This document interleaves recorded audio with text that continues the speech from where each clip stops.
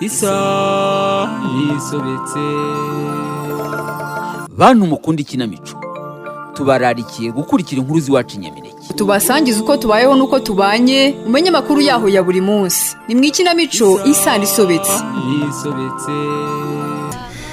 Ngaho rero ikirahino wicara hano ku gitanda mubwira. Si byose?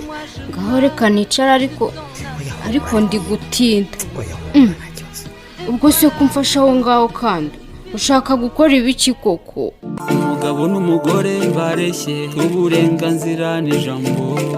Isano Isobetse ni ikinamico mbonezamubano mugezweho n'umuryango Sewing Hand Rwanda, mukayikurikira kuri Energy Radio buri wa kabiri guhera saa 2 z'umugoroba. Energy Radio 88.8 FM. Umugabo n'umugore bareshye, umwana agira uruhare mu byakorerwa.